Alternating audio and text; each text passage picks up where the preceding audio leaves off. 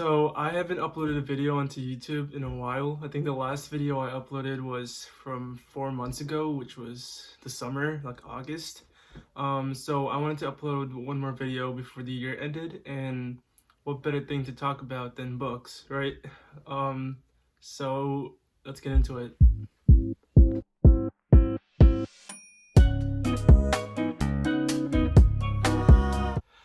So the first book is called Sapiens by Yuval Noah Harari, and in this book, the author he briefly tells the story of humankind spanning 100,000 years. And the author he explains questions such as why our species succeeded and how we went from foraging to building cities and kingdoms, and why we believe in gods and what's gonna happen to us in 1,000 years from now. And he does this by drawing from insights from a lot of different areas like biology and anthropology and even economics to create a very captivating story. This is a nonfiction book, but it's almost told like a storybook, which makes it very interesting. And this book was so captivating that my teacher actually yelled at me for reading in class.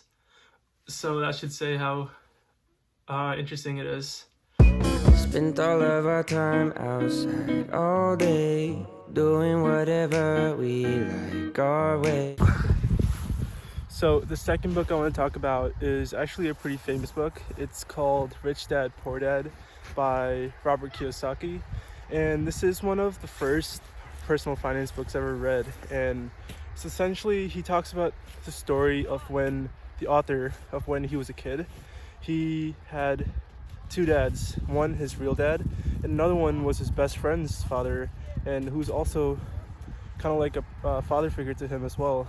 And his goal with this book was basically to demyth the idea that you need to have a high income in order to be rich, which according to him is not true at all.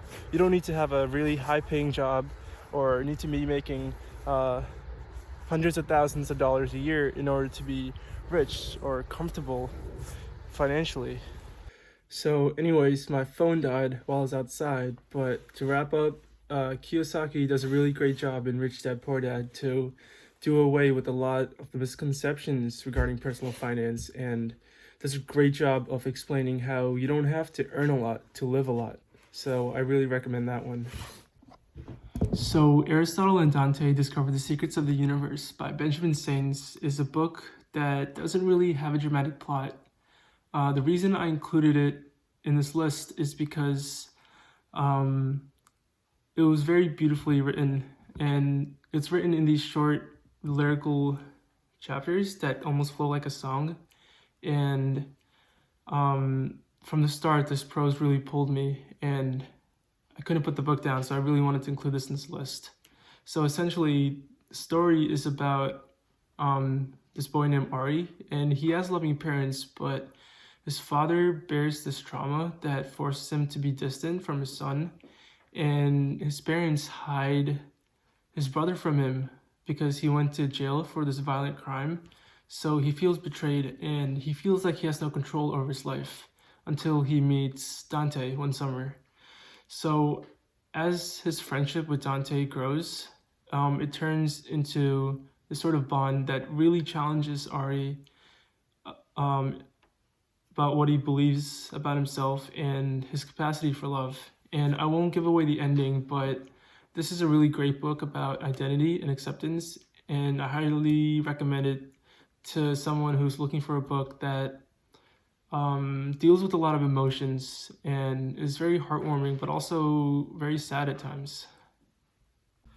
So the last book on my list is Moz by Art Spiegelman, and this book was honestly an experience. It's a graphic novel, and it's a book about the author's parents living and surviving in Hitler's Europe, and it's a story about survival and deep love and relief and guilt, and how oftentimes the children of survivors are in their own ways affected by what their parents went through.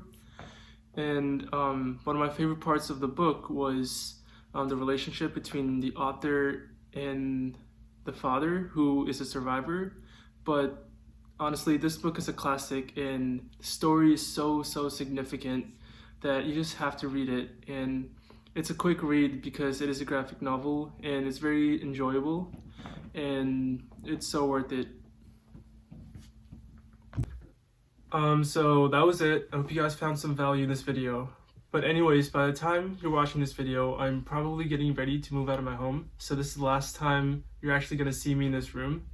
So 2020 is over, and as dark and painful as this year might have been, there were still some really great moments, and this is all thanks to my wonderful friends, without whom I might not even be here today. So thank you to all of you. I'm very grateful, and I'll see you all in 2021. Peace out. Doing whatever we like our way. Didn't need a wall to build a new space.